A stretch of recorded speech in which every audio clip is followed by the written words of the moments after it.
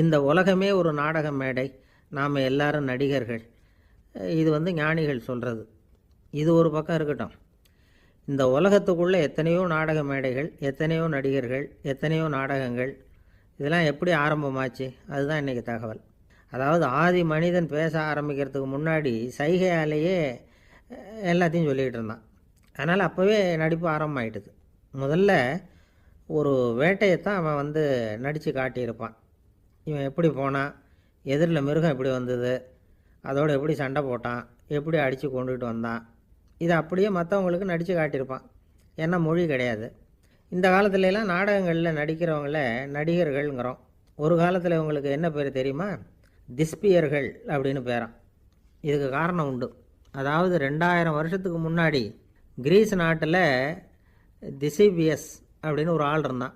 அவன் ஒரு பெரிய நாடக கலைஞன். அவன் சில இளைஞர்களை சேர்த்துக்கிட்டான், பயிற்சி கொடுத்தான், நாடக குழுவை உருவாக்கினான். நடிகர்களையும் நாடகத்துக்கு தேவையான பொருள்களையும் ஏற்றிக்கிட்டு போகிறதுக்கு ஒரு வண்டியையும் தயார் பண்ணான். அந்த வண்டியிலேயே அவன் கிரேக்க நாடு பூராவும் சுற்றினான். ஊர் ஊராக நாடகம் போட்டான். ஒரு ஊருக்கு போனதும் அங்கே நாடகம் நடத்த தியேட்டர் இருக்கா அப்படிங்கன்னெல்லாம் பார்க்குறதில்ல அவன். ஏன்னா அப்போலாம் தியேட்டர்னா என்னென்னு தெரியாது. நாடகம்னா அதை ஒரு மூடிய கொட்டைக்குள்ளே தான் நடத்தணுங்கிறது அப்போ யாருக்குமே தோணலை. இந்த வண்டி போகும், அதுவே ஒரு பகுதி அப்படியே ஒரு மேடை மாதிரி விரிச்சிக்கும். அதில் ஏறி நின்றுக்கிட்டு நாடகத்தை நடித்து காட்டுவாங்களாம். மக்கள்லாம் எதிரில் தரையில் உட்காந்து அதை பார்த்துக்கிட்டு இருக்கிறது. உலகத்தின் முதல் நடமாடும் தியேட்டர் இது தானே. இந்த திசிபியஸ் தான் முதலாக உலகத்தில் நாடகங்கிற பொழுதுபோக்கை நடத்தி காட்டினவன் அப்படின்னு சொல்கிறாங்க. அவன் சொந்தமாக நாடகம் எழுதுனான், நடித்தான், நாடகத்தை இயக்கினான். அதனால தான் அவனை first man of the theatre அப்படின்னு சொல்லுவாங்க. அவன் தான் நாடக மேடையின் முன்னோடி. கிரேக்கர் காலத்திலேயே நாடக ஆசிரியர்கள், நடிகர்கள், ரசிகர்கள் இவங்கள்லாம் உருவாயிட்டாங்களாம். நாடகத்தின் சரித்திரத்தில் இந்த 3 பிரிவும் ரொம்ப முக்கியம். அதாவது கிரேக்க தியேட்டர்கள்லாம் திறந்த வெளி மேடைகள் தான். பெரும்பாலும் மலைச்சரிவுகள், அதுவே படிப்படியாக பண்ணியிருப்பாங்க. கீழே அரைவட்ட வடிவில் மேடை, அதுக்கு ஆர்கெஸ்ட்ரான்னு பேர். பிற்காலத்தில் இதில் உட்காந்து இசைக்குழுவினர் வாய்ச்சதுனால இசைக்குழுவுக்கே ஆர்கெஸ்ட்ராங்கிற பேர் வந்துட்டுது. இப்போது கிரேக்க தியேட்டர்களில் ஒன்று, அதோட காலம் கிமு 340. அதை இன்னமும் பாதுகாத்து வச்சுருக்கிறாங்களாம். எபிடாரஸ் அப்படிங்கிற இடத்துல அது இருக்குதான். இன்னமும் அந்த தியேட்டரை பயன்படுத்திக்கிட்டு வர்றாங்களாம். சிறந்த கிரேக்க நாடகங்கள்லாம் அங்கே நடிக்கிறாங்களாம். ஆரம்ப காலத்திலேயே கட்டணம் கிடையாது. அப்புறம் பின்னாடி தான் நுழைவு கட்டணம்லாம் அப்படியே வந்துட்டு தான். நடிகர்கள் பளபளப்பான ஆடைகள் உடுத்தியிருப்பாங்களாம். இந்த குதிகால் உயர்ந்த காலணிகள் போட்டிருப்பாங்களாம். இதெல்லாம் பழைய குறிப்புகள். பலவிதமான உருவங்களில் மாஸ்க் அப்படின்னு சொல்லப்படுற முகமூடி. அதனால் ஒரே நடிகர் பல வேடங்களில் நடிக்கிறது உண்டான். ஆரம்பத்தில் பெண் நடிகர்கள் கிடையாது, எல்லாம் ஆண் நடிகர்கள் தான். ரோமானியர்கள் தான் முதல் நிரந்தர நாடக மேடையை கட்டினவங்க. அதுதான் முதல் தியேட்டர். கிமு 1048 காலகட்டத்தில் பாம்பிங்கிற நகரத்தில் அதை கட்டியிருக்கிறாங்களாம். கிரேக்க ரோமானிய தியேட்டர்களின் அடிப்படையிலேயே இந்த இத்தாலிய வடிவ அமைப்பாளர்கள் இந்த குதிரை லாட வடிவில் ஒரு ஆடிட்டோரியத்தை உருவாக்கினாங்களாம்.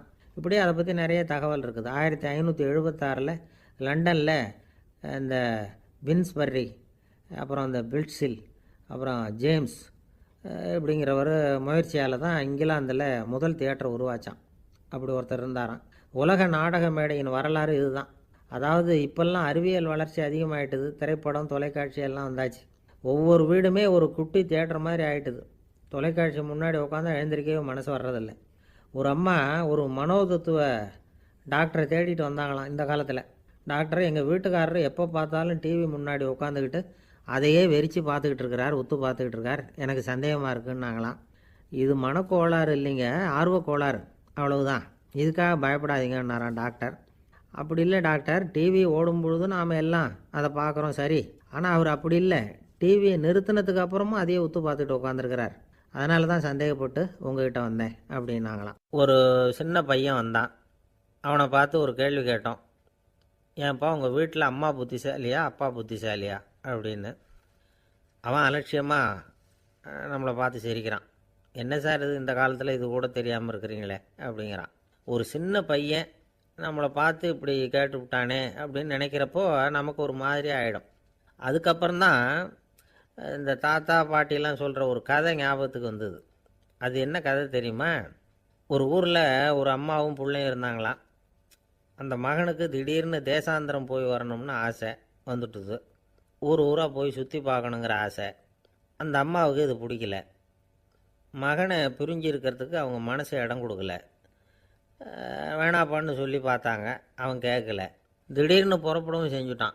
சரி, இனிமேல் அவனை தடுக்க முடியாதுன்னு முடிவு பண்ணிட்டாங்க அந்த அம்மா.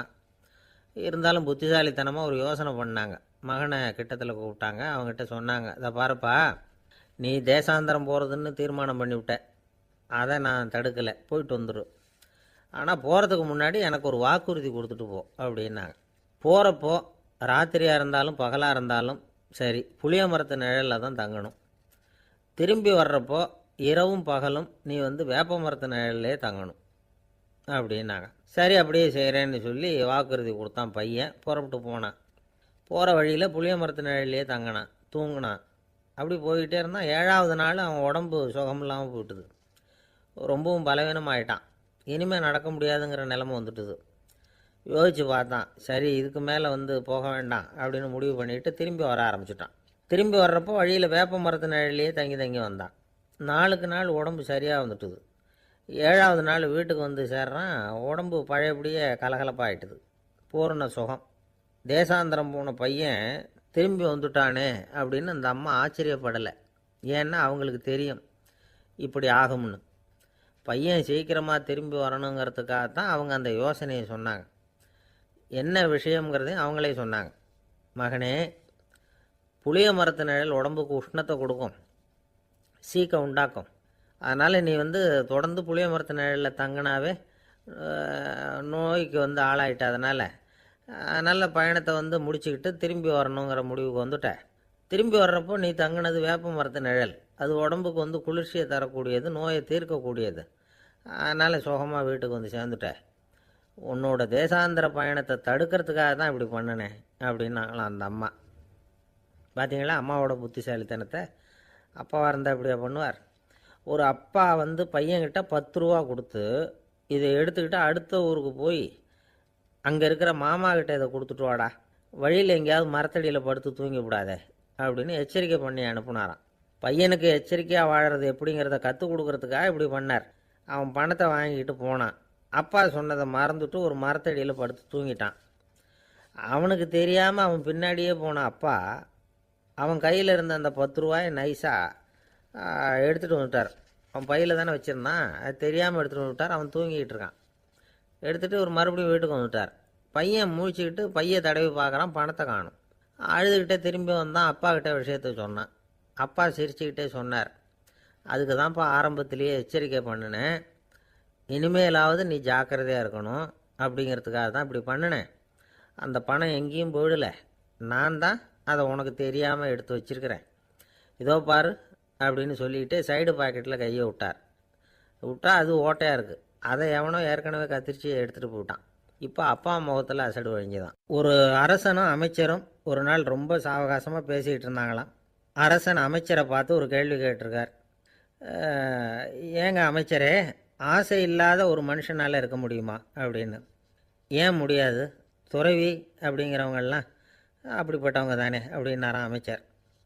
அவங்கெல்லாம் உண்மையிலேயே ஆசையை விட்டவங்க தானே அப்படின்னு கேட்டாராம் ராஜா. அப்படி தான் இருக்கணும் அப்படின்னாராம் அமைச்சர். அப்படின்னா ஆசையே இல்லாத ஒரு உண்மையான துறவியை நான் பார்க்கணுமேன்னார். அது என்ன பிரமாதம், அதுக்கு நான் ஏற்பாடு பண்ணுறேன் அப்படின்னு விட்டார் இவர். சொல்லிவிட்டு உடனே புறப்பட்டு போனார். அங்கங்கே தேடினார். அப்புறம் தான் அவருக்கு புரிஞ்சுது உண்மை துறவியை கண்டுபிடிக்கிறது எவ்வளவு கஷ்டமான காரியம்னு. இருந்தாலும் ராஜா கிட்ட சொல்லியாச்சே உண்மை துறவியை காட்டுறேன்னு. இப்போ என்ன பண்ணுறது? ராஜா கிட்ட சொன்னபடி நடக்கலைன்னா அவருக்கு கோபம் வந்துடும். அமைச்சர் ஒரு யோசனை பண்ணார். அவருக்கு ஒரு வழி தெரிஞ்சுது. அதுதான் சரின்னு முடிவு பண்ணார். அதாவது அந்த ஊரில் அவருக்கு தெரிஞ்ச நாடக நடிகர் ஒருத்தர் இருக்கிறார், நல்லா நடிப்பார். அவரை போய் பார்த்தார். இதை பாருப்பா, எனக்காக நீ ஒரு காரியம் செய்யணும்னார். என்னன்னு கேட்டார் அவர். நீ ஒரு துறவி மாதிரி கொஞ்சம் நேரத்துக்கு நடிக்கணும். ராஜா உன்னை பார்த்துட்டு போகிற வரைக்கும் நடி, அது போதும். அதுக்காக உனக்கு 10,000 ரூபா தரேன் அப்படின்னார். அவர் எந்த காலத்தில் இவ்வளவு பணத்தை மொத்தமாக பார்த்துருக்கார். அதனால் உடனே சரின்னு ஒத்துக்கிட்டார். அமைச்சர் அரண்மனைக்கு திரும்பி வந்தார். என்ன அமைச்சரே, இன்னுமா ஒரு உண்மையான துறவி கிடைக்கலன்னார். உண்மையான துறவி ஒருத்தரை இப்போ தான் கொஞ்ச நேரத்துக்கு முன்னாடி பார்த்து பேசிவிட்டு வர்றேன். அவர் நம்ம ஊருக்கு வெளியில் குளத்தங்கரையில் உள்ள ஒரு ஆலமரத்துக்கு அடியில் உட்காந்துருக்கிறார் அப்படின்னார் இவர். அப்படின்னா உடனே புறப்படுங்க அப்படின்னார் ராஜா. பரிவாரங்களோடு புறப்பட்டார். அங்கே அந்த மரத்தடியில் அந்த ஆள் வேஷம் போட்டுக்கிட்டு துறவி மாதிரி உட்காந்துருக்கிறான். ராஜா நேராக போனார். அந்த துறவி காலில் பொத்துன்னு விழுந்து வணங்கினார். உடனே ராணியும் அவர் காலில் விழுந்தாங்க. அடுத்தபடியாக அமைச்சர் விழுந்தார். அவருக்கு தெரியும் இது நம்ம ஆள் தான்னு. இருந்தாலும் என்ன பண்ணுறது, நேரம். அப்புறம் பரிவாரங்கள்லாம் துறவி காலில் விழுந்து ஆசீர்வாதம் வாங்கிட்டாங்க.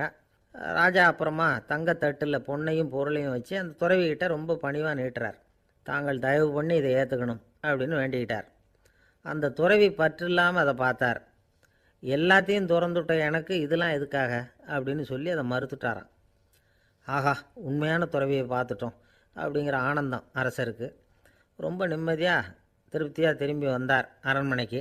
அதுக்கப்புறம் அமைச்சர் யாருக்கும் தெரியாமல் அந்த துறவிகிட்ட ஓடினார். சொன்ன பிரகாரம் பணத்தை நீட்டினார். இந்தப்பா, நான் உங்ககிட்ட சொன்னபடி 10,000 ரூபா பணம் எடுத்துக்கோ அப்படின்னார். அந்த ஆள் ராஜா கிட்ட சொன்னது மாதிரியே எல்லாத்தையும் திறந்துவிட்ட எனக்கு இதெல்லாம் எதுக்காக வேணாம் அப்படின்னு விட்டாரான். நடித்த வரைக்கும் போதும்ப்பா, இனிமேல் இந்த நாடக வசனம்லாம் வேணாம், வேஷத்தை கலைச்சிரு, பணத்தை வாங்கிக்கோன்னார். இல்லைங்க, இது வேஷம் இல்லை, இது வசனமும் இல்லை, இது உண்மை. கொஞ்ச நேரம் துறவி மாதிரி நடித்ததுக்கே இந்த தேசத்து ராஜா, ராணி, அமைச்சர், பரிவாரங்கள் எல்லாம் என் காலில் விழுந்து வணங்குறாங்க. அப்படின்னா உண்மையான துறவியாக இருக்கிறது எவ்வளவு பெருமையான விஷயம். நான் உண்மையான துறவியாக ஆக போகிறேன், அப்படி முடிவும் பண்ணிட்டேன் அப்படின்னார் அந்த நடிகர். வேஷம் கூட எப்படிப்பட்ட விளைவுகளை உண்டு பண்ணுது பார்த்தீங்களா. நம்மால் ஒருத்தன் ரொம்ப வசதியாக தான் இருந்தான். ஒரு நாள் அவன் சொத்து பூரா திருட்டு போட்டுது. அதுக்கப்புறம் இவன் துறவி மாதிரி ஆகிட்டான். ஊர் ஊராக சுற்றினான். ஒரு குருநாதரை தேடி கண்டுபிடிச்சான். அவர்கிட்ட சீடனாக சேர்ந்துக்கிட்டான். அவனை பார்த்து ஒருத்தர் கேட்டார், நீ உண்மையான சீடன் தானான்னு. இல்லைங்க, சீடன் மாதிரி நடிச்சுக்கிட்டு இருக்கிறேன் அப்படின்னா. அது குரு துரோகம் இல்லையா அப்படின்னு கேட்டார் அவர்.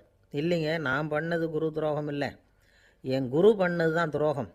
என்னுடைய பணத்தை கொள்ளையடித்தது இவர் தான்.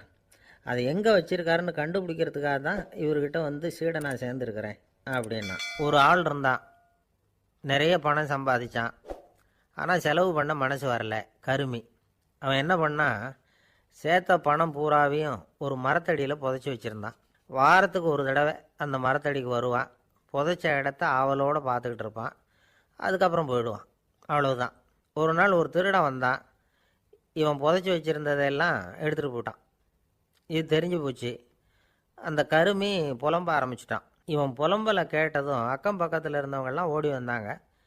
என்ன விஷயம்னு விசாரித்தாங்க. இவன் சொன்னான்.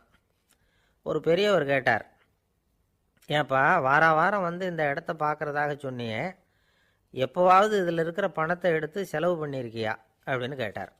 நான் அப்பப்போ வந்து அதை பார்க்குறது தான் வழக்கம், அதை தொட்டதே இல்லைன்னு அவன். சரி, அப்படின்னா இப்போவும் நீ அதே மாதிரி வாரம் ஒரு தடவை வந்து இந்த இடத்த பார்த்துட்டு போகலாமே அப்படின்னாராம் அந்த பெரியவர். அதுவும் சரிதானே, எவ்வளவு காலமானாலும் அவன் அந்த பணத்தை எடுத்து செலவு பண்ண போகிறதில்ல. அப்படி இருக்கிறப்ப உள்ளே பணம் இருந்தாலும் ஒன்று தான், இல்லாமல் போனாலும் ஒன்று தான். இதிலேருந்து என்ன புரியுதுன்னா, ஒருத்தர்கிட்ட இருக்கிற பணத்தை கொண்டு அவர் பணக்காரரா ஏழையா அப்படின்னு முடிவு செய்கிறது சரியில்லை.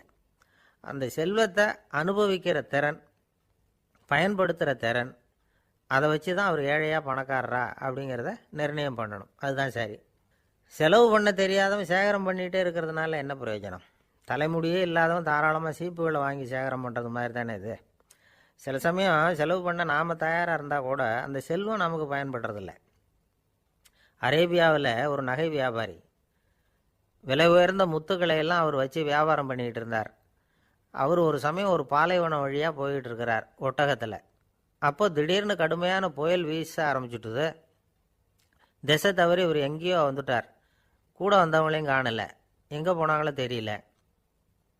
இவர் ரொம்ப பயந்து போய் அங்கே எங்கேயுமா அலைஞ்சு திரியிறார். வழியே தெரியல. பசி கடுமையாயிட்டுது. ஒட்டகத்து முதுகில் ஒரு மூட்டை இருந்தது. அதை பிரித்து பார்த்தார். உள்ளே ஏதாவது இருக்கான்னு தேடி பார்க்குறார். அது வரைக்கும் கண்ணில் தட்டுப்படாத அபூர்வமான ஒரு பை கண்ணில் பட்டுது. ஆஹா, அதில் ஏதாவது சாப்பிட்றதுக்கு இருக்கும் அப்படின்னு நினச்சி ஆவலாக அதை பிரித்து பார்க்குறார். அந்த பையில் விலை உயர்ந்த முத்துக்கள் நிறைய இருந்துதான். அப்போ தான் அவர் நினச்சாராம், விலை உயர்ந்த முத்துக்கள் கூட சாப்பிட்றதுக்கு உணவாக முடியாது அப்படிங்கிறத புரிஞ்சுக்கிட்டாராம். எந்த நேரத்தில் எது நமக்கு தேவையோ அது நமக்கு தாராளமாக கிடைக்கணும். அப்படி அது கிடைக்கிறதுக்கு நம்மக்கிட்ட இருக்கிற செல்வம் பயன்படணும். அது நமக்கும் பயன்படலாம், நம்ம மூலமாக அடுத்தவங்களுக்கும் பயன்படலாம். அதுதான் செல்வத்தின் பயன். ஒரு மரத்தடியில் ஒருத்தன் உட்காந்து அழுதுகிட்டு இருந்தான். அந்த பக்கமாக வந்த இன்னொருத்தன் ஏப்பா அழுதுகிட்டு இருக்கிறேன்னு கேட்டான். இந்த இடத்துல தான் பூமிக்கு அடியில் பணம் இருக்குது, புதைச்ச இடம் தெரியல, அதான் அழறேன் அப்படின்னா. நல்லா ஞாபகப்படுத்தி பாரு, எந்த இடத்துல புதைச்ச அப்படின்னு கேட்டான் இவன். அது எப்படி எனக்கு தெரியும், புதைச்சி வச்சிருக்கிறவன் நான் இல்லையே, எங்கள் எதிர்த்த வீட்டுக்காரன் அப்படின்னானா இவன். அந்த ஆள் என்னை கண்ணாப்புண்ணான்னு திட்டிவிட்டான் சார், அதை நினச்சா எனக்கு ரொம்ப வருத்தமாக இருக்குது அப்படின்னு சொல்லி கவலைப்பட்டார் ஒருத்தர். இதில் கவலைப்படுறதுக்கு என்ன இருக்குது அப்படின்னார் ஒரு பெரியவர். அவர் ஒரு மகான்.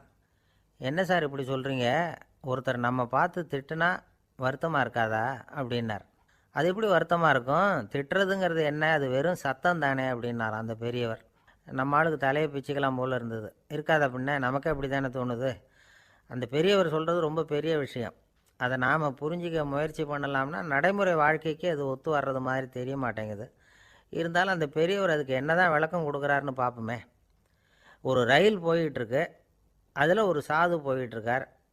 அந்த ரயில் அவர் ஹரித்வாரம் போயிட்டுருக்கார். அவர் ரயிலில் ஏகப்பட்ட கூட்டம். நம்ம ஊர் ரயில் கேட்க வேணும், டிக்கெட் வாங்கிட்டு கொஞ்சம் பேர், வாங்காத கொஞ்சம் பேர். அது என்னத்துக்கு அனாவசியமாக டிக்கெட் அப்படிங்கிற நினப்பில் பாதி பேர். இந்த கூட்டத்துக்கு மத்தியில் அந்த சாதுவும் போயிட்டுருக்கிறார். உட்கார்றதுக்காக இருந்த இடத்துல ஒரு ஆள் படுத்துருக்கிறான், கொஞ்சம் முரட்டு ஆசாமி. அவன் கால் பக்கத்தில் கொஞ்சோண்டு இடம் பாக்கி இருந்தது. அந்த இடத்துல இந்த சாது உட்காந்துருந்தார். மெதுவாக உட்காந்துக்கிட்டார் போய். ஆனால் அந்த ஆள் ராத்திரி பூரா இவரை காலால் உதச்சிக்கிட்டே இருக்கிறான். அது இவருக்கு ரொம்ப அவமானமாக பட்டுது. அதனால் துக்கம் ஏற்பட்டுது. இருந்தாலும் அதை ஒரு மாதிரியாக சகிச்சுக்கிட்டே இவர் சேர்ந்தார். பொழுது விடிஞ்சது. அந்த சாது ஹரித்வார் சேர்ந்தார். அங்கே ஒரு பெரிய ஞானியை சந்தித்தார்.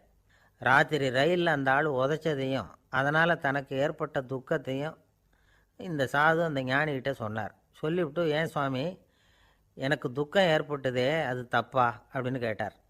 தவறு தான்னார் அந்த ஞானி. உனக்கு இன்னமும் தேக அபிமானம் போகலைங்கிறது தான் அது காட்டுது. அஷ்டாவக்கிரர் என்ன சொல்கிறார் தெரியுமா, உண்மையான ஞானி யாராவது தன்னை வந்தனை செய்தால் அதற்காக சந்தோஷப்பட மாட்டார், யாராவது நிந்தனை செய்தால் அதற்காக வருத்தப்பட மாட்டார் அப்படின்னு சொல்கிறார். நிந்தனைங்கிறது ஒரு ஒலி தான்.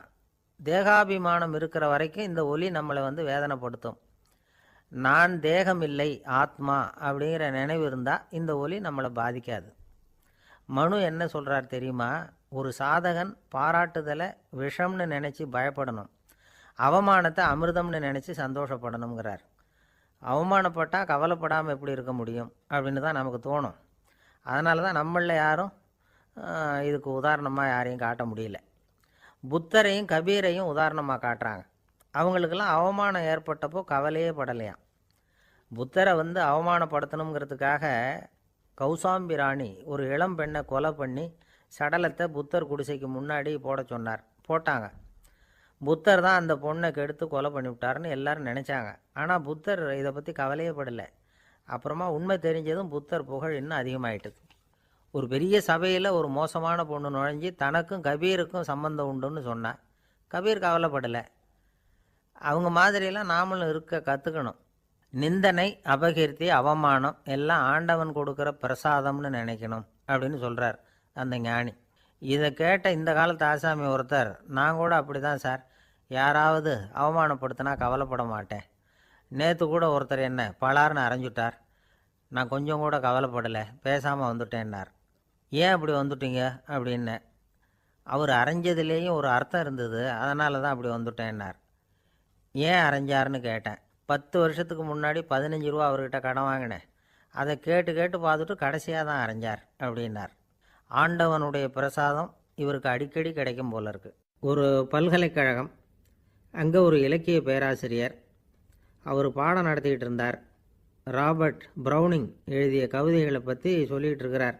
மாணவர்களும் ரொம்ப அக்கறையாக அதை கேட்டுக்கிட்டு இருக்கிறாங்க. ஒரு குறிப்பிட்ட கவிதையை பற்றி சொல்லும் பொழுது அந்த பேராசிரியருக்கே ஒரு சந்தேகம். அதாவது அந்த கவிதையின் சரியான அர்த்தம் என்னங்கிறதுல சந்தேகம். பேராசிரியர் யோசனை பண்ணார். அந்த கவிதையை முழுசாக புரிஞ்சிக்க முடியல. அதனால் மாணவர்களை பார்த்து சொன்னார், மாணவர்களே, ஒரு நாள் பொறுத்துக்குங்க. இந்த கவிதையை எழுதின கவிஞர் எங்கள் வீட்டுக்கு பக்கத்தில் தான் இருக்கிறார். இன்றைக்கி சாயந்தரம் நான் அவரை நேரிலேயே போய் பார்க்குறேன். பார்த்து இதுக்கு என்னங்க அர்த்தம்னு கேட்டுட்டு வந்துடுறேன். அதுக்கப்புறம் உங்ககிட்ட சொல்கிறேன் அப்படின்னாராம். அன்றைக்கி சாயந்தரமே அந்த பேராசிரியர் கவிஞரை தேடிக்கிட்டு போயிட்டார். கவிஞர் அவங்க வீட்டில் அவர் பாட்டு உட்காந்துருந்தாராம். இவர் போய் அவர் முன்னாடி உட்காந்தார். அப்புறம் கேட்டார், ஐயா, அந்த கவிதையின் முழு பொருள் என்னன்னு தெரிஞ்சுட்டு போகிறதுக்காக வந்திருக்கிறேன் அப்படின்னாராம். எந்த கவிதை அப்படின்னாராம் அவர். இவர் அந்த கவிதையை சொல்லியிருக்கார்.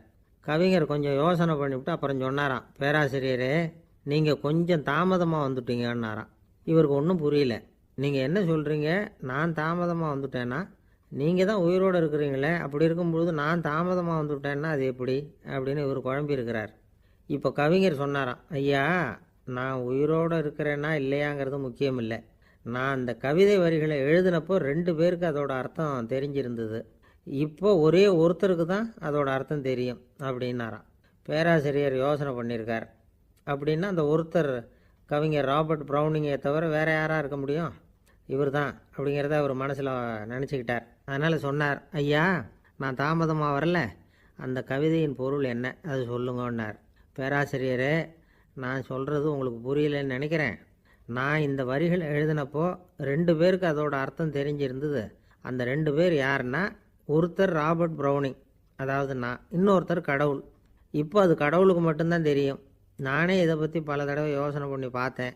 இது ரொம்ப அழகானது, ஆனாலும் ரொம்ப வழுக்கலானது.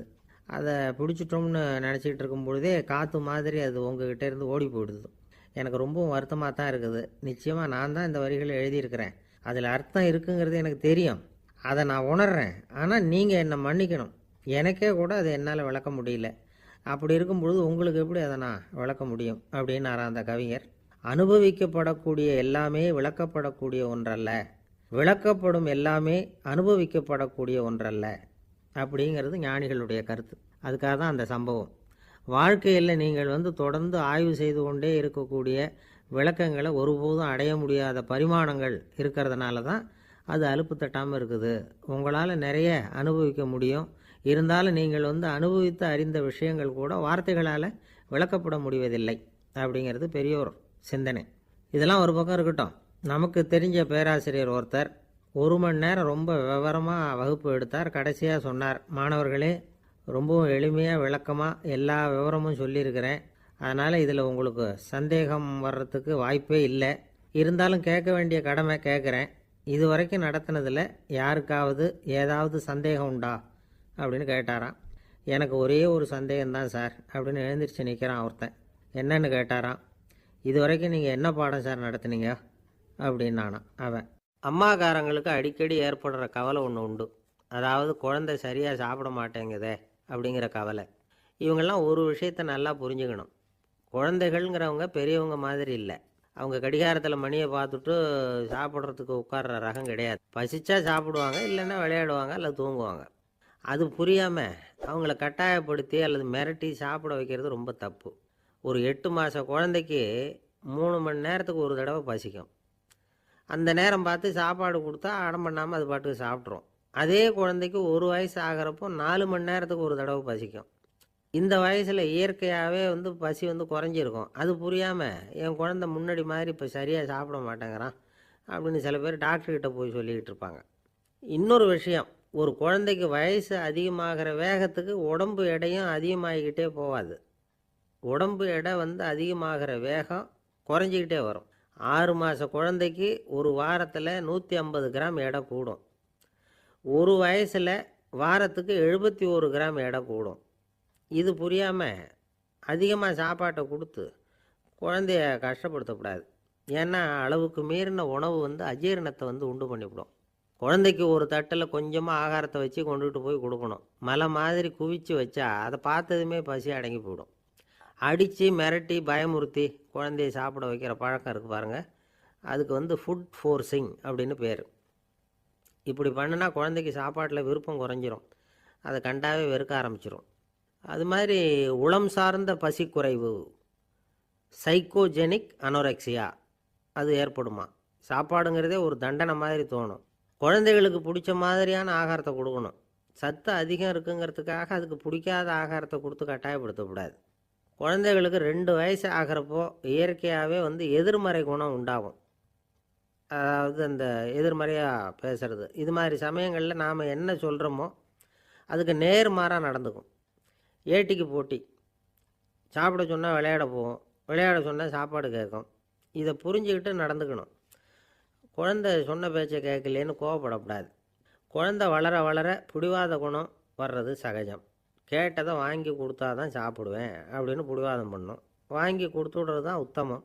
நீங்களும் அதுக்கிட்ட பிடிவாதம் பண்ணிகிட்டு இருக்கக்கூடாது. ஏன்னா கேட்டது கிடைக்கலையேங்கிற ஏமாற்றம் கூட குழந்தையோட பசியை குறைச்சிரும். கேட்டது கிடைச்சிட்டா பசி அதிகமாகும். கொடுத்ததை மலமலன்னு சாப்பிட்றோம். குழந்தைகளுக்கு கண்ட கண்ட நேரத்தில் சாப்பிட்றதுக்கு எதையாவது வாங்கி கொடுத்துக்கிட்டு இருந்தால் சாப்பாட்டு நேரத்தில் சாப்பிடாமல் அடம் பண்ண ஆரம்பிச்சிடும். பள்ளிக்கூடம் போகிற பிள்ளைங்க காலை உணவை சரியாக சாப்பிட மாட்டாங்க. அச்சம், அவசரம், பரபரப்பு இதெல்லாம் தான் காரணம். பள்ளிக்கு புறப்படுறதுக்கு ஒரு 3/4 மணி நேரத்துக்கு முன்னாடியே சாப்பாடு போட்டுருங்க, அது சரியாக போடும். படிக்கிற குழந்தைகள் உடல் சோர்வு, மனச்சோர்வு இது காரணமாக கூட சாப்பிட மறுக்கிறது உண்டு. இப்போ உதாரணமாக சாயந்தரம் விளையாடி விட்டு வீட்டுக்கு வந்ததும் சாப்பிட சொன்னால் வேணாம்பாங்க. இது உடல் சோர்வு. ரொம்ப நேரம் வீட்டு பாடங்களை செஞ்சு முடித்த கையோடு சாப்பிட சொன்னாலும் அவங்களால சரியாக சாப்பிட முடியாது. இது உளச்சோர்வு, அதாவது மனச்சோர்வு. இதை தவிர குழந்தைகளுக்கு உடல் நலக்குறைவு ஏற்பட்டால் கூட சாப்பிட மறுக்கிறது உண்டு. சில மருந்து மாத்திரைகள் கூட பசியை குறைச்சிரும். அதனால் சரியாக தெரிஞ்சுக்கிட்டு குழந்தைகளை சாப்பிட வைக்கணும். அது புரியாமல் கையில் சாப்பாட்டு தட்டை வச்சுக்கிட்டு குழந்தைகளை விரட்டிக்கிட்டு அலையக்கூடாது. ஒரு சின்ன பையன் சொன்னான், எங்கள் அம்மா சாப்பாடு போடுறது தெரிஞ்சால் நான் உடனே வீட்டை விட்டு வெளியில் ஓடி போடுவேன் அப்படின்னா. ஏன் அப்படி பண்ணுறேன்னு கேட்டோம். எங்கள் அப்பா கூட அது மாதிரி தான் சார் பண்ணுவார் அப்படிங்கிறான். பந்திக்கு முந்தர ஆசாமிகள் நம்மளில் பல பேர் உண்டு. அப்படி முந்தறதுக்கு கூட முயற்சி பண்ணுறவங்க நிறைய பேர் இருக்கிறாங்க. இதில் என்ன ஒரு விஷயம்னா, பந்திக்கு முந்துறது கூட தப்பு இல்லை. ஆனால் அப்படி ஒரு விருந்தில் ஆளாக போய் உட்காந்து சாப்பிட்டா கூட வெளியில் வர்றப்ப என்ன பெரிய விருந்து வச்சுட்டான், சாம்பாரில் உப்பு இல்லை, ரசத்தில் காரம் இல்லை அப்படின்னு குறை சொல்லிகிட்டே வர்றது இருக்குது பாருங்கள். அது சரியில்லை, நாகரிகமும் இல்லை. கல்யாண பத்திரிகையில் என்ன போட்டிருக்குது, என் பொண்ணுக்கும் இன்னார் பையனுக்கும் கல்யாணம், எல்லாரும் குடும்பத்தோடு வந்திருந்து மணமக்களை ஆசீர்வதிக்கணும், இப்படி தானே போட்டிருக்கோம். குடும்பத்தோடு விருந்து சாப்பிட்டு சாப்பாடு எப்படி இருக்குன்னு அபிப்பிராயம் சொல்லிவிட்டு போங்க அப்படின்னா போட்டிருக்கு கல்யாண பத்திரிகையில். ஒருத்தர் வீட்டு விசேஷத்துக்கு போயிருக்கோம்னா எவ்வளவோ அசௌகரியங்கள் நமக்கு ஏற்படலாம். ஏராளமான கூட்டம் வந்திருக்கும். எல்லாரையும் அவங்க தனித்தனியாக கவனிச்சிக்கிட்டு இருக்க முடியாது. நாம் தான் அனுசரித்து நடந்துக்கணும். நாமளாக போய் வாழ்த்த வேண்டியவங்களை வாழ்த்தி விட்டு சேரணும். அதை விட்டுட்டு பத்திரிக்கை கொடுத்தானேன்னு போனேன், கவனிப்பே சரியில்லை அப்படின்னு புலம்பிக்கிட்டு இருக்கக்கூடாது. ஒரு விருந்துக்கு போனால் அங்கே எப்படி நடந்துக்கணும் அப்படிங்கிறத பற்றி கூட அனுபவசாலிகள் சில விவரங்கள்லாம் சொல்லியிருக்கிறாங்க. இந்த காலத்தில் கல்யாணம், பிறந்த நாள், அது இதுன்னு நிறைய விருந்துகள் நடக்குது. அதெல்லாம் எதுக்காக? மனித உறவுகளை வளர்த்துக்கிறதுக்காக தான், வேறு எதுக்கு? ஒரு விருந்துக்கு போனால் அமைதியாக பொறுமையாக போய் உட்காரணும். அடித்து பிடிச்சிக்கிட்டு இடத்த பிடிக்க போகிறேன் அப்படின்னு நிற்கக்கூடாது. முதல் பந்தி நடந்துக்கிட்டு இருந்தால் அது முடிஞ்சு இலை எடுத்து சுத்தம் பண்ணதுக்கு அப்புறம் போய் உட்கார்றது தான் நாகரீகம். இலை எடுக்கிறதுக்கு முன்னாடியே அங்கே போய் உட்காந்தா நல்லா இருக்காது. நீங்கள் சாப்பிட்டுட்டு உட்காந்துருக்கீங்களா, சாப்பிட்றதுக்கு உட்காந்துருக்கீங்களா, பார்க்குறவங்களுக்கு சந்தேகம் வந்துடும். அதே மாதிரி இலையில் எல்லா ஐட்டமும் பரிமாறினதுக்கு அப்புறம் சாப்பிட ஆரம்பிக்கணும். ஒவ்வொரு ஐட்டமாக வைக்க வைக்க நாம் பாட்டுக்கு எடுத்து உள்ளே தள்ளிகிட்டே இருந்தோம்னா எதை வச்சோம் எதை வைக்கலன்னு பரிமாறினவரே குழம்பி போயிடுவார். ஏன்னா எப்போ பார்த்தாலும் இலை காலியாகவே இருக்கும். சாப்பிட்றப்போ உங்கள் சாப்பாட்டையே நீங்கள் கவனிக்கணும். அடுத்தவங்க இலையில் என்ன இருக்குது, பக்கத்தில் இருக்கிறவர் எதை அதிகமாக சாப்பிட்றார், இதெல்லாம் நமக்கு என்னத்துக்கு? எல்லாரும் சாப்பிட்டு முடிக்கிற வரைக்கும் பொறுமையாக இருக்கிறது தான் நல்லது. நீங்கள் மட்டும் திடீர்னு பாதியில் எழுந்திரிச்சு பக்கத்தில் இருக்கிறவங்களுக்கு சங்கடமாக இருக்குமேங்கிறதெல்லாம் யோசிக்காமல் நீங்கள் பாட்டு எழுந்திரிச்சு போகக்கூடாது. பக்கத்தில் உள்ளவங்க உங்களை எழுந்திரிக்க சொன்னால் எழுந்திரிச்சு போகலாம். விருந்துகளில் சாப்பாட்டை வீணாக்கிறதே ஒரு நாகரிகமாக போட்டுது. இந்த காலத்தில் சாப்பாட்டுக்கே கஷ்டப்பட்டுக்கிட்டு பல பேர் இந்த உலகத்தில் இருக்கிறப்போ சாப்பாட்டை வீணாக்கிறது எவ்வளோ பெரிய மோசங்கிறத நினச்சி பார்க்கணும். வேணுங்கிற அளவுக்கு கேட்டு வாங்கி சாப்பிட்றது தான் முறை. விருந்தில் இந்த பஃபே அப்படின்னு சொல்லி ஒரு முறை சொல்கிறாங்கல்ல, அதாவது உணவு வகைகளையெல்லாம் பொதுவாக ஒரு இடத்துல வச்சுடுறது, நமக்கு தேவையானதை நாமே எடுத்து ஒரு தட்டில் போட்டுக்கிட்டு சாப்பிட வேண்டியது. இதில் கூட சில பேர் தேவைக்கு அதிகமாக எடுத்து போட்டுக்கிட்டு வீணாக்குறாங்க. சில சமயம் வந்து கடைசியாக சாப்பிட போகிறவங்களுக்கு எல்லா ஐட்டமும் கிடைக்காம போகலாம். அதை போய் பெருசு பண்ணிகிட்டு இருக்கக்கூடாது. என்ன சார் இந்த அளவுக்கு கூடவா நாகரிகம் தெரியாமல் இருக்கிறோம், இதை போய் பெருசாக சொல்ல வந்துட்டீங்களே அப்படின்னு நினைக்கலாம். ஒருத்தர் 2 பேருக்கு இந்த விவரம் தேவைப்படலாம். அவங்க காதலையும் இது விழட்டுமேங்கிறதுக்காக தான் இது. ஒரு பெரிய கல்யாண விருந்து நடந்துக்கிட்டு இருந்தது. விருந்து மண்டபத்து வாசலில் ஒருத்தர் நின்றுக்கிட்டு வர்றவங்களையெல்லாம் ரொம்ப மரியாதையாக வணங்கி உள்ளே அனுப்பி வச்சுக்கிட்டு இருந்தார். எப்படி தெரியுமா? வர்றவங்க கையெல்லாம் பிடிச்சி முத்தம் கொடுத்து அதுக்கப்புறம் உள்ளே அனுப்பி வச்சுக்கிட்டு இருந்தாராம். கூட்டம்லாம் முடிஞ்சதுக்கப்புறம் அவர்கிட்ட போய் கேட்டிருக்கிறாங்க, சார் நானும் எவ்வளவோ விருந்துகளுக்கு போயிருக்கிறேன், இருந்தாலும் இவ்வளவு மரியாதையாக வர்றவங்க கைக்கெல்லாம் முத்தம் கொடுத்து வரவேற்கிறத இங்கே தான் பார்க்குறேன் அப்படின்னு சொன்னாங்க. அதுக்கு அவர் சொன்னார், அட போங்க சார், நான் முத்தம் கொடுக்கல, முந்தின பந்திக்கு வந்து சாப்பிட்டவங்களே அடுத்த பந்திக்கும் வர்றாங்களான்னு மோந்து பார்த்து அனுப்பி வச்சுக்கிட்டு இருந்தேன் அப்படின்னார். ஒருத்தர் மனசில் நிம்மதி இல்லாமல் உட்காந்துருந்தார். என்ன சார் விஷயம் அப்படின்னு விசாரித்தேன். அகலக்கால் வச்சுட்டேன், அதுதான் அவதிப்படுறேன்னார். விவரமாக சொல்லுங்கன்னு. வீடு கட்டணும்னு ஆரம்பித்தேன், வேலை பாதியிலேயே நிற்கிது, கையில் பணம் இல்லை அப்படின்னார். இது மாதிரி ஆசாமிகள் பல பேரை நீங்கள் பார்த்துருக்கலாம். இவங்கெல்லாம் சுலபமாக மன அழுத்தத்துக்கு ஆளாயிடுறாங்க. மன உளைச்சல், அதாவது ஸ்ட்ரெஸ் அப்படின்னு சொல்கிறோமே, அதுக்கு அடிப்படையான சில காரணங்கள் உண்டு. அதாவது மிகையாக திட்டமிடுதல் அப்படிங்கிறதும் ஒரு முக்கியமான காரணம். நடைமுறை சாத்தியம் என்னங்கிறத மனசில் வச்சுக்கிட்டு எந்த திட்டத்தையும் தீட்டணும், அப்போ தான் அது சரியாக வரும். 2வது காரணம் என்ன தெரியுமா? ஒரே நேரத்தில் பல்வேறு செயல்களில் ஈடுபடுறது. தொலைபேசியில் பேசிக்கிட்டே கையில் இருக்கிற கடிதத்தை படிச்சுக்கிட்டே எதிரில் உட்காந்துக்கிட்டு இருக்கிறவருக்கும் அப்பப்போ பதில் சொல்லிக்கிட்டு மனசில் பல்வேறு சிந்தனைகளை அப்படியே ஓட விட்டுக்கிட்டு இருக்கிறது, இதுவும் மன அழுத்தத்தை உண்டாக்குது. 3வது காரணம், எதிலேயும் வெற்றி மட்டும் எதிர்பார்க்குற ஒருதலைப்பட்சமான ஆர்வம். நாம் தொட்டதெல்லாம் வெற்றியாகவே முடியணும் அப்படின்னு எதிர்பார்க்குறவங்க ஏதாவது ஒன்றில் தோல்வியை கண்டால் தோண்டு போயிடுறாங்க. எப்படியும் முடியலாம்ங்கிற எண்ணம் ஏற்கனவே நமக்குள்ளே இருந்துட்டுதுன்னா அந்த அவஸ்தை வராது. அதனால் அதுவும் நம்ம வளர்த்து கொள்ள வேண்டிய ஒரு குணம். மன உளைச்சல் ஏற்படுறதுக்கு இன்னொரு காரணம், எதையும் வேகமாக செஞ்சுடணும் அப்படிங்கிற துடிப்பு. அந்த துடிப்பே மனசை அழுத்த ஆரம்பிச்சிடும். எந்த ஒரு காரியத்திலையும் தாமதமோ இடையூறோ ஏற்பட்டால் அதை பொறுத்துக்கிற மனப்போக்கம் வேணும். அது இல்லாதவங்க அழுத்தத்துக்கு ஆளாயிடுறாங்க. சில பேர் வேலைன்னு எந்த நேரம் பார்த்தாலும் வேலையே கதின்னு கிடப்பாங்க. பொழுதுபோக்குக்கோ உடற்பயிற்சிக்கோ குடும்பத்தில் உள்ளவங்க அல்லது நண்பர்கள் கூட கலந்துரையாடவோ கொஞ்சம் கூட நேரம் ஒதுக்க மாட்டாங்க. இந்த சுபாவம் மன அழுத்தத்தை உண்டு பண்ணும். இதையெல்லாம் புரிஞ்சுக்கிட்டு அதிலிருந்து விடுபடுறது எப்படின்னு யோசிக்கணும். வல்லுநர்கள் இது தொடர்பாக சில யோசனைகளை சொல்லி வச்சுருக்கிறாங்க. அது என்னென்னா, வாழ்க்கைங்கிறது பிரச்சனைகளால் பின்னப்பட்ட ஒன்று, அது எப்போவுமே முடிவடையாத ஒரு தொடர்கதை அப்படிங்கிறத முதல்ல நாம் புரிஞ்சுக்கணும். ஒரே நேரத்தில் ஒரு காரியத்தில் மட்டுமே நாம் கவனம் செலுத்தணும். அடுத்தவங்க காரியத்தில் தலையிடக்கூடாது. எதையும் பேச ஆரம்பிக்கிறதுக்கு முன்னாடி நம்மை நாமே கேட்டுக்க வேண்டிய கேள்வி 2. 1, நான் சொல்ல போகிறது ரொம்ப முக்கியமானதா? 2வது, நான் சொல்கிறத அவங்க கேட்குறதுக்கு ஆசைப்படுறாங்களா? நான் பேசுகிறதுக்கு அது சரியான நேரம் தானா? இதை யோசித்து பார்த்ததுக்கப்புறம் எதையும் பேச ஆரம்பிக்கணும். முடிஞ்ச அளவுக்கு வளைந்து போகிற சுபாவத்தை வளர்த்துக்கணும். நம்ம நேரம் விலை மதிப்பு இல்லாதது, அதை வீணாக்கக்கூடாது. சிரிக்க தெரியலைன்னாலும் பரவாயில்ல, முகத்தில் கொஞ்சம் புன்முறுவலாவது காட்டணும். இதெல்லாம் ரொம்ப முக்கியம். அடுத்தவங்க ஏதாவது செஞ்சால் உடனே நன்றி சொல்ல மறக்கக்கூடாது. தினமும் கொஞ்சம் நேரத்தை தனிமையில் செலவு பண்ணணும். மன உளைச்சலிருந்து விடுபடுறதுக்கு 3 முக்கிய வழிகள் சொல்கிறாங்க. அதை சுருக்கமாக ரெட் அப்படின்னு சொல்கிறாங்க. RED ஆங்கில எழுத்தில். அந்த முதல் எழுத்து R, அது என்னென்னா ரிலாக்ஸேஷன், அதாவது இடை ஓய்வு. 2வது E எக்ஸர்சைஸ், உடற்பயிற்சி. 3வது டயட், திட்டமிட்ட உணவு முறை. அதனால் தியானம், மூச்சு பயிற்சி இதெல்லாம் இந்த இடை ஓய்வுக்கு வழிகள். எந்த வேலையையும் தொடர்ந்து செய்யக்கூடாது.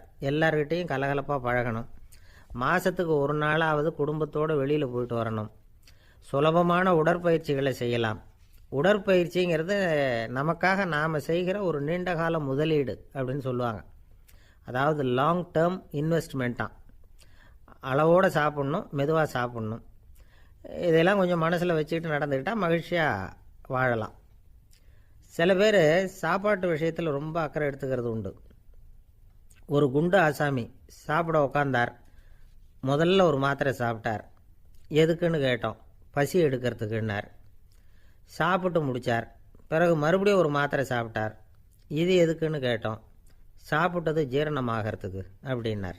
ஒரு ஆஃபீஸில் வேலை பார்க்குற ஒருத்தர் ஏதோ தப்பு பண்ணிவிட்டார். உடனே மேலதிகாரி அவரை கூப்பிட்டு அனுப்புனார். நீ செஞ்சது தப்புன்னார் கோபமாக. இது ஒரு ரகம்.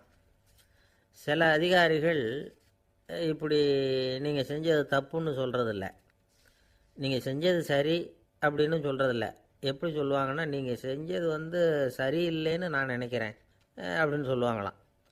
அதாவது சில பேர் நீங்கள் செஞ்சது தப்புங்கிறாங்க, அதையே மாற்றி சொல்கிறாரு இவர், நீங்கள் செஞ்சது சரியில்லைன்னு நினைக்கிறேன்.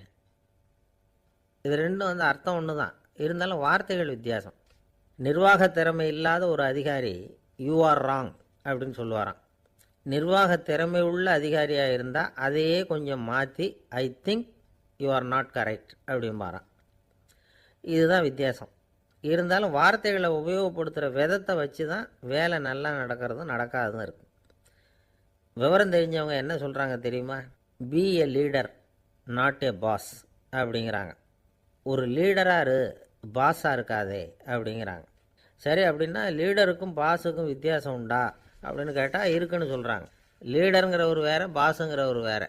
ஒரு லீடர் எப்படி நடந்துக்குவார், ஒரு பாஸ் எப்படி நடந்துக்குவார், இதை முதல்ல நாம் தெரிஞ்சுக்கணும்.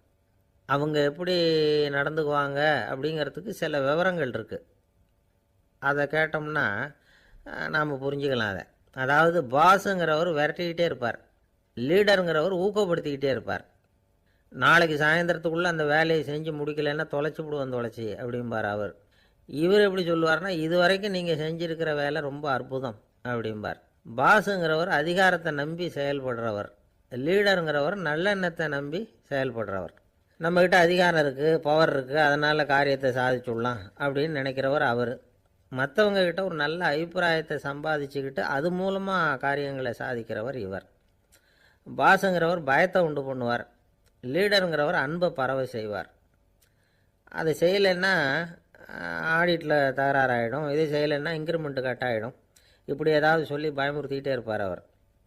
இவர் அப்படி இல்லை. உடம்பு இப்படி இருக்குது, வீட்டில் எல்லோரும் சௌக்கியமாக இருக்கிறாங்களா, ஆஃபீஸில் எல்லாம் வசதியாக இருக்குதா, நான் ஏதாவது உதவி செய்யணுமா அப்படின்னு அன்புக்கு முக்கியத்துவம் கொடுப்பார். பாஸுங்கிறவர் எதுக்கெடுத்தாலும் நான் சொல்லிகிட்டு இருப்பார், லீடருங்கிறவர் நாமன்னு சொல்லிகிட்டு இருப்பார். பாஸுங்கிறவர் தப்புக்கு காரணம் யாருன்னு பார்ப்பார், லீடருங்கிறவர் தப்பு என்னன்னு பார்ப்பார். இதுதான் ரெண்டு பேருக்கு வித்தியாசம். The boss shows who is wrong, the leader shows what is wrong அப்படின்னு சொல்லுவாங்க. இந்த காரியம் எப்படி செய்யப்பட்டிருக்கு அப்படின்னு தெரிஞ்சுக்கிறவர் பாஸ், இந்த காரியத்தை எப்படி செய்யணும்னு செஞ்சு காட்டுறவர் லீடர். பாஸுங்கிறவர் பணியாளர்களை திட்டுவார், லீடர் மரியாதைக்குரியவராக நடத்துவார், அதுக்குரியவராக அவர் நடந்துக்குவார். செய்கிற வேலையை ஒரு சுமையாக நினைக்க வைக்கிறவர் பாஸ், செய்கிற வேலையை ஒரு சந்தோஷமாக ஆக்கிறவர் லீடர். ஒரு முதலாளியாக இருக்கிறவர் அல்லது ஒரு நிர்வாகியாக இருக்கிறவர் இது மாதிரியான நுணுக்கங்களையெல்லாம் தெரிஞ்சு வச்சுக்கிறது நல்லது. ஒரு பாஸ் இருக்கார், அவர் ஒரு நாள் ரொம்ப பெருமையாக தன்னோட ஆஃபீஸை பற்றி பேசிக்கிட்டு இருந்தார். எனக்கு கீழே 200 பேர் வேலை செய்கிறாங்க சார், நான் ஒரு கோடு கிழிச்சா அவங்க அதை தாண்டாத அளவுக்கு நான் நடந்துக்கிறேன் சார் அப்படின்னார் அவர். அது எப்படி முடியுது உங்களால் அப்படின்னு கேட்டோம். நான் கோடே கிழிக்கிறதில்ல சார் அப்படின்னார். ஒருத்தர் இருக்கார், நல்ல உத்தியோகத்தில் தான் இருக்கிறார், ஆனால் எப்போ பார்த்தாலும் முகத்தை வெறுப்பாக வச்சுருப்பார், அப்படியே வருவார் போவார். ஏன் சார் இப்படி இருக்கிறீங்க அப்படின்னு விசாரித்தோம். ஏன்டா இந்த வேலைக்கு வந்தோம்னு இருக்குது சார் அப்படின்னார். உங்கள் வேலை உங்களுக்கு பிடிக்கலையா அப்படின்னு கேட்டோம். இல்லைன்னார். இப்படிப்பட்டவங்க வெற்றிகரமான வாழ்க்கை வாழ முடியாது. இது நிபுணர்கள் கருத்து. வேலையை நேசிக்க தெரிந்தவர்கள் வெற்றி பெறுவார்கள் அப்படிங்கிறாங்க அவங்க. எந்த துறையாக இருந்தாலும் சரி, அந்த துறையில் வெற்றிகரமாக இருக்கிறவங்கள விசாரித்து பாருங்கள். எனக்கு என்னுடைய வேலை ரொம்ப பிடிக்கும் அப்படின்னு சொல்கிறவங்களாக தான் இருப்பாங்க. அப்படி இருந்தால் தான் அது வெற்றிகரமாக இருக்க முடியுது அவங்களால. ஒருத்தனுக்கு பிடித்தமான பொழுதுபோக்கே அவனுடைய தொழிலாக இருந்துட்டுதுன்னா அவனை மாதிரி கொடுத்து வச்சவன் வேற யாரும் இல்லை அப்படிங்கிறார் பெர்னாட் ஷா. ஒரு தடவை மன்னர் ஹுமாயூன் உயிரை தண்ணீர் முண்டு ஊற்றுகிற தொழிலாளி ஒருத்தர் காப்பாற்றினாராம் அந்த ஹுமாயூன் உயிரை. உடனே மன்னர் கேட்டிருக்கார், உனக்கு என்ன வேணும்னாலும் கேளு தரேன், உயர் பதவி வேணுமா அப்படின்னு கேட்டாராம். மன்னா, மக்களின் தாகம் தீர்க்கக்கூடிய இந்த பணியை விட உயர்ந்தது உண்டா அப்படின்னாராம் அந்த தொழிலாளி. அவரால் அவருடைய வேலையை நேசிக்க முடிஞ்சுது, அதனால் மகிழ்ச்சியாக இருக்க முடிஞ்சுது. நாமெல்லாம் அப்படி இல்லை, வேலை கிடைக்கிற வரைக்கும் கிடைச்சா போதும் அப்படின்னு இருக்கோம். கிடைச்சதுக்கப்புறம் ஏன்டா அந்த வேலைக்கு வந்தோம்னு ரொம்பவும் அழுத்துக்குவோம். சரி, நாம் இருக்கிற இடத்துல நாம் வெற்றிகரமாக இருக்க வழி உண்டா அப்படின்னா உண்டுன்னு சொல்கிறாங்க. அதாவது மன இயல் நிபுணர்கள் இருக்கிறாங்க இல்லையா, அவங்க அதுக்கு முக்கியமாக 6 வழிகள் சொல்கிறாங்க. நீங்கள் ஒரு அலுவலகத்தில் வேலை பார்க்குறவரா அப்படின்னா இதை கேளுங்க. அதாவது உங்கள் மேலதிகாரி எதிர்பார்ப்புக்கு தகுந்த மாதிரி உங்கள் வேலை இருக்குதா? அப்படி இல்லைன்னா முதல்ல உங்கள் வேலையின் தரம் உயரணும். உங்களுக்கு மேலே கீழே வேலை பார்க்குற பணியாளர்கள்கிட்ட நல்ல விதமாக பழகுறீங்களா? அந்த உறவு முறையில் ஏதாவது குறை இருந்தால் அதை கண்டுபிடிச்சி சரி பண்ணுங்கள். நம்பிக்கைக்கு உரியவர் அப்படின்னு நீங்கள் பேர் எடுக்கணும். நீங்கள் எடுக்கிற முடிவு நல்ல முடிவாக தான் இருக்கும் அப்படின்னு அடுத்தவங்க சொல்லணும். உங்கள் தோற்றத்துக்கு முக்கியத்துவம் கொடுங்க. இது மனம் உடல் ரெண்டும் சம்மந்தப்பட்டது. அதனால் மனசையும் ஆரோக்கியமாக வச்சுருக்கணும், உடம்பையும் ஆரோக்கியமாக வச்சுருக்கணும். உங்களுடைய நிர்வாகம் செயல்படுற விதத்தை நல்லா புரிஞ்சு வச்சுக்கணும். உங்களுடைய நிர்வாகம் இப்போ ஒரு காரியம் செய்யுதுன்னு வச்சுங்க, ஏன் அப்படி செய்யுது, எதுக்காக அப்படி செய்யுது, அதனுடைய குறிக்கோள் என்ன, அது நீடிக்கிறதுக்கு காரணம் என்ன, இதையெல்லாம் தெரிஞ்சுக்கணும். சிரிப்புக்கு வஞ்சகம் பண்ணக்கூடாது, நல்லா சிரிக்கணும், அப்போ தான் அது திரும்ப கிடைக்கும். கடந்த கால தோல்வியை பற்றி கவலைப்படக்கூடாது. முதலாளி விருப்பம் தெரிஞ்சு நடந்துக்கிறது நல்லது தான். அதுக்காக காக்கா பிடிக்கணுங்கிற அவசியம் இல்லை. உங்களுக்கு ஒரு பொறுப்பான வேலை கிடைக்குது, உடனே சத்தம் குழப்பம் அப்படின்னு சூழ்நிலையை இறுக்கமாக ஆக்கிடக்கூடாது. எந்த சூழலையும் இயல்பாக கையாளக்கூடியவர் அப்படிங்கிறத காட்டணும். இதெல்லாம் உங்கள் துறையில் நீங்கள் வெற்றி பெற நிபுணர்கள் சொல்கிற யோசனைகள். இவ்வளவு விவரமும் சொல்லிவிட்டு ஒருத்தரை பார்த்து கேட்டோம், இப்போ சொல்லுங்கள், நீங்கள் செய்கிற வேலை உங்களுக்கு பிடிச்சிருக்குதா அப்படின்னோம். ரொம்ப ரொம்ப பிடிச்சிருக்குது அப்படின்னார். சரி, என்ன செஞ்சிகிட்டு இருக்கிறீங்க அப்படின்னு கேட்டோம். சும்மா தான் இருக்கிறேன் அப்படின்னார் அவர். அள்ள அள்ள குறையாதது அட்சய பாத்திரம், அது நமக்கு தெரியும், கேள்விப்பட்டிருக்கிறோம். ஆனால் போட போட நிரம்பாத ஒரு பாத்திரம் உண்டு. அது என்ன தெரியுமா? நம்மளில் பல பேர்கிட்ட அந்த பாத்திரம் உண்டு. அதுதான் பேராசை அப்படிங்கிற பாத்திரம். அதை நிறைவு செய்யவே முடியாது. பேராசையை பற்றி சுஃபி இலக்கியத்தில் ஒரு பிரபலமான கதை உண்டாம். அதை ஒரு பெரியவர் எடுத்து சொல்லியிருக்கிறார். ஒரு மன்னர் நகர்வலம் போயிட்டுருக்கார். ஒரு பிச்சைக்காரன் மன்னர் எதிரில் வரான். பிச்சை போடுங்கங்கிறான். என்னுடைய அமைதியை கெடுக்காதே போங்கிறார் மன்னர். அவன் சிரிக்கிறான். அரசே, உங்களுடைய அமைதி கெடக்கூடிய நிலையில் இருந்தால் அதுக்கு பேர் அமைதியே கிடையாது அப்படின்னு நானா. எதிரில் நிற்கிறது வெறும் பிச்சைக்காரன் இல்லை, யோகி அப்படிங்கிறத மன்னர் புரிஞ்சுக்கிட்டார். துறவியே, உங்களுக்கு என்ன வேணும்னாலும் கேளுங்க, கொடுக்குறேன்னாராம். அந்த துறவி மறுபடியும் சிரிக்கிறார். அரசே, உங்களால் முடியாததையெல்லாம் கொடுக்க முடியும்னு சத்தியம் செய்யாதீங்க அப்படின்னார். மன்னருக்கு கோபம் வந்துட்டுது. என்ன இவர் இப்படி சொல்கிறாரு அப்படின்னு நினச்சார். நகர்வலத்தை பாதியிலேயே நிறுத்தினார். வாங்க அரண்மனைக்குன்னார். துறவியை அழைச்சிக்கிட்டு அரண்மனைக்கு வந்துட்டார். துறவி தன்கிட்ட இருந்த பிச்சை பாத்திரத்தை நீட்டினார். இது நிறைய எனக்கு பொற்காசுகள் வேணும் அப்படின்னாராம். அவ்வளவு தானா, இது ஒரு பெரிய காரியமா அப்படின்னு கையை தட்டினாராம் மன்னர். ஒரு பெரிய தாம்பாளம் நிறைய பொற்காசுகள் சேர்ந்தது. அதை அள்ளி போட்டார். போட போட அந்த பிச்சை பாத்திரம் நிரம்பவே இல்லை. பொற்காசுகள் போட போட அவ்வளவையும் உள்ளே வாங்கிக்கிட்டே இருக்குது. அரசாங்க கஜானாவே காலி ஆகிட்டுது. மூட்டை மூட்டையாக பொற்காசுகளை கொட்டி பார்த்துட்டாங்க. அது முழுங்கிக்கிட்டே இருக்குது. கடைசி வரைக்கும் அந்த பிச்சை பாத்திரம் நிரம்பவே இல்லை. அரசர்கிட்ட இருந்த கர்வம் போயிட்டுது. அப்படியே பொத்துன்னு துறவி காலில் விழுந்தார். அப்போ அந்த துறவி சொன்னாராம், மன்னா, இந்த பிச்சை பாத்திரத்தை உங்களால் மட்டும் இல்லை, வேற யாராலையும் நிரப்ப முடியாது. அதுக்கு என்ன காரணம்னா, இது சாதாரண பிச்சை பாத்திரம் இல்லை, பேராசைகளோடு வாழ்ந்து செத்துப்போன ஒரு மனிதனின் மண்டை ஓடுது அப்படின்னாராம். பாருங்கள், இதுதான் அந்த சுஃபி இலக்கிய கதை. செத்த பிறகும் நிறைவு இல்லைன்னா அது எப்பேற்பட்ட பேராசையாக இருக்கும்னு யோசித்து பார்த்துங்க. நம்மால் ஒருத்தர் கல்யாணம் பண்ணிக்க பொண்ணு பார்த்துக்கிட்டு இருந்தார். அழகு, அறிவு, படிப்பு எதுவும் தேவையில்லை, பணம் மட்டும் இருந்தால் போதும் அப்படின்னு பார்க்குறவங்ககிட்டெல்லாம் சொல்லி வச்சார். ரொம்ப நாளைக்கு அப்புறம் ஒரு பணக்காரர் கிடைச்சார். அவர் சொன்னார், இதை பாருங்கள், எனக்கு 20 வயசில் ஒரு மகள், அவளை நீங்கள் கல்யாணம் பண்ணிக்கிட்டா 2 லட்சம் பணம் கொடுப்பேன். 25 வயசில் ஒரு பொண்ணு, அவளை கல்யாணம் பண்ணிக்கிட்டா 2.5 லட்சம் தருவேன். 30 வயசில் ஒரு பொண்ணு இருக்கா, அவளை கல்யாணம் பண்ணிக்கிட்டா 3 லட்சம் தருவேன். என்ன சொல்கிற அப்படின்னாராம். இவன் கொஞ்ச நேரம் யோசித்து பார்த்துருக்கான். அதுக்கப்புறம் மெதுவாக அவரை நிமிர்ந்து பார்த்து, ஏன் சார், உங்ககிட்ட 50 வயசில் ஏதாவது பொண்ணு இருக்கா அப்படின்னு கேட்டானா. ஒருத்தர் ரொம்ப அவசரமாக வந்தார். சார், மனுஷன் நிம்மதியாக இருக்கிறதுக்கு என்ன வழின்னு கேட்டார். சீக்கிரமாக ஒரு கல்யாணத்தை பண்ணிங்க, எல்லாம் சரியாக போடும் அப்படின்னோம். அவர் ஒரு மாதிரியாக பார்த்தார். ஏற்கனவே எனக்கு கல்யாணம் ஆகிட்டுது சார், அதனால தானே நிம்மதியாக இருக்கிறதுக்கு வழி கேட்குறேன் அப்படின்னார். சரி, இவர் ஒரு மாதிரியான கேஸ் அப்படின்னு நினச்சிக்கிட்டு நம்மக்கிட்ட இருந்த ஒரு சின்ன புத்தகத்தை அவர்கிட்ட தூக்கி கொடுத்தோம். இதை படித்து பாருங்கன்னு.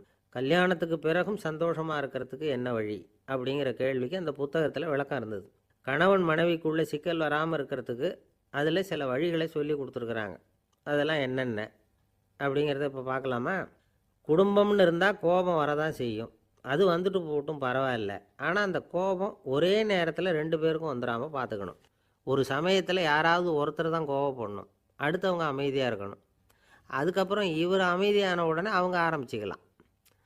கோபமாக ஏதாவது சொன்னால் உடனே கோபமாக பதில் சொல்லக்கூடாது. கொஞ்சம் பொறுத்து கோபம் தீர்ந்த உடனே அந்த பதிலை சொல்லலாம். அப்போ பதில் கோபமாக இருந்தால் கூட அது அவ்வளோ பெருசாக தெரியாது. அற்ப விஷயத்துக்கெல்லாம் காய்ச்சி மூச்சுன்னு கத்திக்கிட்டு இருக்கக்கூடாது. உங்கள் 2 பேருக்குள்ளே ஒரு தர்க்கம் ஆரம்பமாயிட்டுதுன்னு வச்சுக்கோங்க. கடுமையாக 2 பேரும் விவாதம் பண்ணுறீங்க. உங்களில் ஒருத்தர் இதில் ஜெயிக்கணும்னா அது நீங்களாக இருக்க வேணாம், அடுத்தவங்க ஜெயிக்கிறதுக்கு நீங்கள் துணையாக இருங்களேன். அப்படின்னா நீங்கள் கொஞ்சம் விட்டு கொடுக்கணும், அவ்வளோதான். ஏதாவது குத்தம் சொல்லணுமா, செஞ்ச தப்பை சுட்டி காட்டணுமா, விமர்சனம் பண்ணணுமா, பண்ணுங்க, வேணான்னு சொல்லலை. ஆனால் சொன்னதை அப்படி சொல்கிறத கொஞ்சம் அன்பாக இதமாக சொல்லுங்கள். எப்போ நடந்த தவறுகளையெல்லாம் இப்போ போய் மறுபடியும் ஞாபகப்படுத்திகிட்டு இருக்க வேண்டாம். நான் அப்போவே சொன்னேன் இந்த புடவை வேணாம்னு, நீங்கள் தான் கேட்கல, இப்போ பாருங்கள் கிழிஞ்சு போச்சு இப்படின்னு கத்துனாங்க ஒரு அம்மா. எப்போ சொன்னீங்கன்னு கேட்டால் ஒரு 10 வருஷத்துக்கு முன்னாடி தீபாவளி சமயத்தில் அப்படிங்கிறாங்க. அது என்ன இன்னும் அப்படியே புதுசாகவே இருக்கும்? உங்களுக்கு அவர் தான் பெருசு, அவருக்கு நீங்கள் தான் பெருசு. அதை விட இந்த உலகத்தில் வேறு எதுவும் முக்கியம் இல்லைன்னு நினைக்கணும். நீ தான் என்னுடைய உலகம்னு எத்தனை தடவை சொல்லியிருப்பீங்க? அதெல்லாம் வெறும் வசனமாக போயிடக்கூடாது. ஏதாவது ஒரு பிரச்சனையை பற்றி கடுமையாக விவாதம் பண்ணிக்கிட்டு இருக்கீங்க, அதை அப்படியே பாதியில் விட்டுட்டு படுக்கைக்கு போயிடக்கூடாது. சொச்சத்தை நாளைக்கு பேசிக்கலாம்னு. அப்படி போனால் தூக்கம் வராது. பிரச்சனையை ஒரு முடிவு பண்ணிக்கிட்டு அதுக்கப்புறமா தூங்க போகணும். ஒரு நாளில் ஒரு தடவையாவது உங்கள் ஜோடியை பாராட்டி நல்ல விதமாக கனிவாக ஒரு வார்த்தை சொல்லணும் அப்படின்னு தீர்மானம் பண்ணிங்க. ஏதாவது தப்பு பண்ணிவிட்டீங்கன்னா பரவாயில்ல, அதை ஒத்துக்கிறதுக்கும் மன்னிப்பு கேட்குறதுக்கும் தயாராக இருக்கணும். அது ஒன்றும் கேவலம் கிடையாது. வீட்டுக்குள்ளே தானே கேட்க போகிறீங்க, வெளியில் யாருக்கு தெரிய போகுதோ? எப்படியோ உங்களுக்குள்ளே ஒரு சமரசம் ஆனால் சரி தான். ஒரு தகராறுன்னு எடுத்துக்கிட்டால் குறைஞ்சபட்சம் அதுக்கு 2 பேர் தேவை. தனியாகவே உட்காந்துக்கிட்டு நான் இப்போ தகராறு பண்ணிகிட்டு இருக்கிறேன் அப்படின்னு யாரும் சொல்ல முடியாது. 2 பேர் தகராறு பண்ணுறாங்கன்னா பொதுவாக அந்த 2 பேரில் யார் அதிகமாக பேசுகிறாங்களோ அவங்க பேரில் தான் தப்பு இருக்கும். அதை மனசில் வச்சுக்கணும். இதெல்லாம் தான் அந்த புத்தகத்தில் போட்டிருக்கிற வழிமுறைகள். இவ்வளவும் சரியாக வரலைன்னா அப்புறமா சொல்லுங்கள், வேறு புத்தகம் ஏதாவது இருக்கான்னு தேடுவோம். ஒரு கணவன் தன்னுடைய மனைவியை அழைச்சிக்கிட்டு ஒரு மனோதத்துவ டாக்டர்கிட்ட வந்தாராம். டாக்டர், எங்களுக்கு கல்யாணம் ஆகி 30 வருஷ காலமாக நாங்கள் ஒரு விஷயத்தில் கூட ஒத்து போனதில்லை அப்படின்னு ஆரம்பித்தார். உடனே அந்த அம்மா குறுக்கிட்டு, அது 30 வருஷம் இல்லை, 32 வருஷம் அப்படின்னாங்களாம். சில பேரை இப்படி சொல்கிறது உண்டு. அடுத்தவங்களை அனுசரித்து நடந்துக்க தெரியல, அவன் என்ன சார் மனுஷன் அப்படிம்பாங்க. சக மனிதர்களோடு எப்படி பழகிறது அப்படின்னு தெரியாதனாலேயே பல பேர் இன்றைக்கி சங்கடப்பட்டுக்கிட்டு இருக்கிறாங்க. வசதி வாய்ப்பெல்லாம் சரியாக இருக்கும், ஆனால் வாழ்க்கை சரியாக இருக்காது. இன்னொருத்தர்கிட்ட எப்படி பேசுறது பழகிறதுங்கிறது தெரியாதனால தான் இந்த அவஸ்தை. சரி, இந்த அவஸ்தை இல்லாமல் வாழறது எப்படி? இதுக்கு அனுபவசாலிகள் சில வழிமுறைகளை சொல்கிறாங்க. அதெல்லாம் என்னென்னங்கிறத இப்போ தெரிஞ்சுக்குவோம். முதல்ல நம்ம நாக்கு நம்ம கண்ட்ரோலில் இருக்கணும். வார்த்தைகளை கொட்டிவிட்டு அதுக்கப்புறம் அள்ள முடியாமல் கிடந்து கஷ்டப்படக்கூடாது. எப்படி பேசுகிறோங்கிறதும் முக்கியம், பேசுகிறப்ப எப்படி முகத்தை வச்சுருக்கிறோங்கிறதும் முக்கியம். அன்பாக பேசினாலும் நல்லாயிருக்கும். அப்படி பேசுகிறப்ப ஆதரவாக அவர் தோள் மேலே ஒரு கையை போட்டுக்கிட்டு பேசினா இன்னமும் நல்லாயிருக்கும். 2வது விஷயம், இன்னொருத்தர்கிட்ட பேசுகிறப்போ வாக்குறுதிகளை அள்ளி வீசக்கூடாது.